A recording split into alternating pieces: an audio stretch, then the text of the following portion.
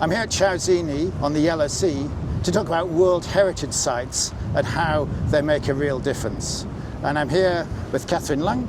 So why is the Yellow Sea so important?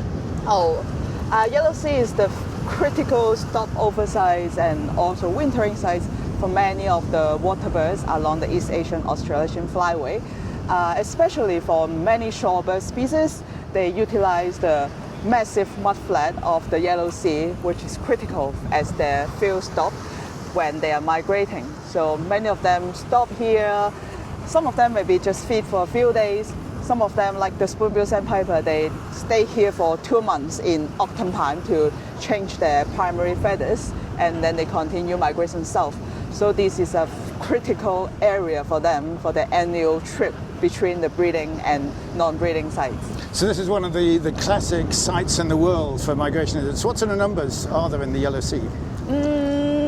Huge number, so I can't recall at this moment. Yeah, but then many of the species, for example, for Spoon-billed Sandpiper, over 40% of them, of the whole world population, will utilize here as their stopover sites in autumn. For Nordmann Greenshank, nearly 80-90% of them use here as their molting ground in autumn. So that's indicate how important this is. And further north of the Yellow Sea in Nanyuan, 90% of the Asian dowitcher utilize the site as stopover sites in spring. So that shows how critical this area is for many species. Okay, so this is obviously a critical area. So what were the problems that it faced?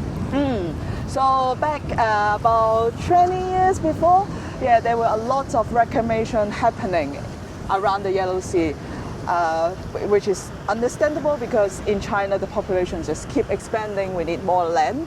But then of course we can't continue to utilize all the natural resources. So here where we are at Tiaozini was proposed to be just land where we're looking at the moment. So that was a serious issue for the shorebirds and many other water bird species. They just directly lost their habitats. So this was one of the most critical sites in the Yellow Sea, which is one of the most critical migration routes, and the plan was for it to be lost. Yes. So what then happened? Yeah, what's then happened is there were more international attention of this site because of the Spoon-billed Sandpiper and also for other species as well. So it was proposed that this should be a protected area, have to be. Otherwise, the Spoon-billed Sandpiper will go extinct in 2010. So back then, the decreasing rate was Spoon-billed Sandpiper is decreasing in 26% per year, which is really quick. So we're expecting not going to see Spoon-billed Sand in 2010. But then now, because of the protection, it's slowed down to 5% per year for now, so which is a big improvement. So that protection is the World Heritage nomination and site. This is part of the protection of the World Heritage Site, which makes this feasible. Of course, there's also other sites in Southend-on-Sea, which is critical for the Spoon-billed Sandpiper, which urgently need protection as well.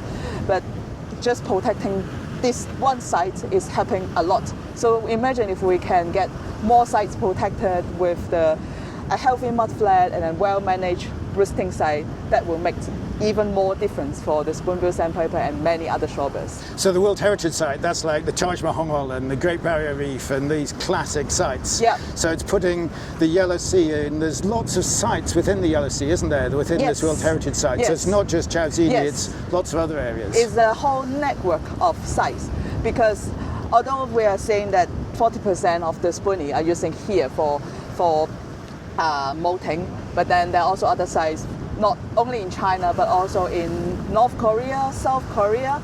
They are critical sites for the species and many other species as well. So if we want to protect the water birds of this flyway, it's critical for the whole Yellow Sea coast to get some sort of protection.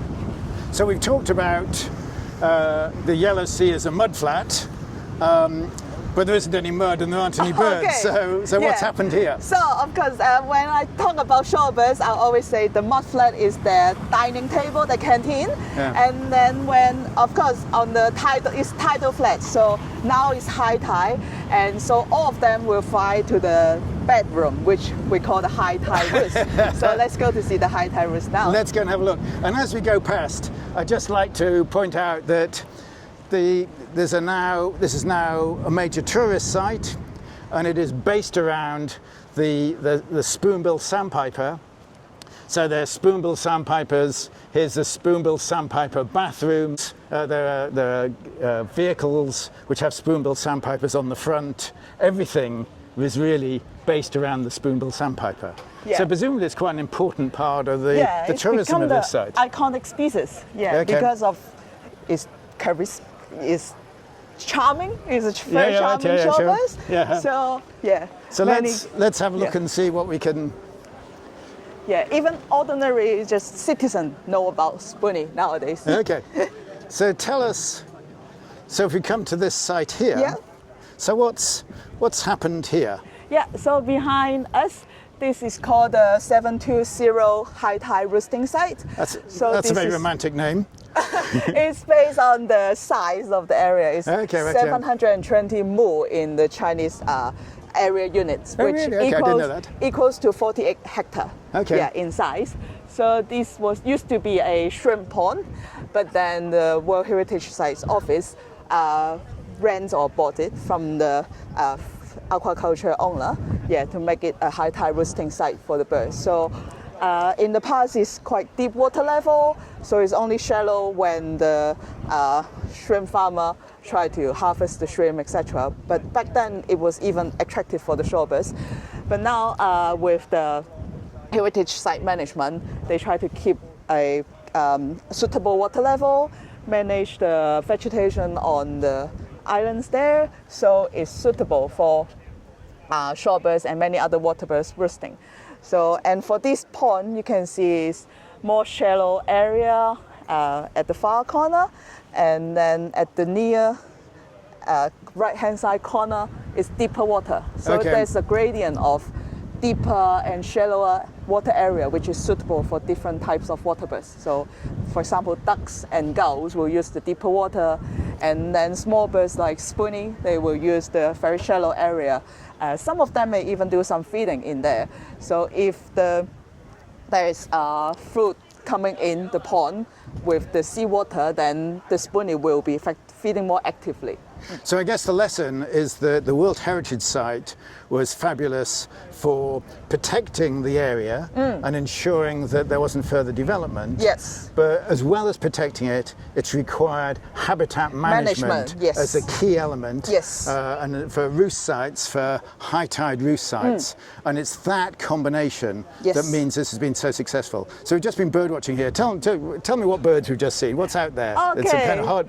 You can't see on the This camera, but some of the distance, birds. It will be difficult to identify Spoon-billed Sandpiper, but then we can of course see the bigger species like Nordmann Greenshank, bar-tailed godwits are both endangered species for this flyway, threatened species for this flyway, and also there are grey plovers, lots of dunlins, so the Spoon-billed Sandpiper will be mixing with them. Yeah. And a big flock of Norman's Greenshank, which is lovely. Yes. Huge flock of Norman's Greenshank. 2 weeks ago, we count 1,000 here, which Wow, is okay. quite a lot. Yeah.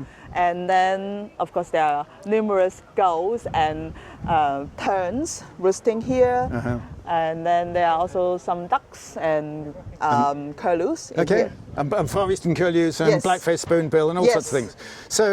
So this is a real huge success story, isn't it? And it shows two things. It shows the importance of habitat protection, Yes. but it shows the importance of habitat management. So it's fabulous what the team here has done. Thank you. No worries.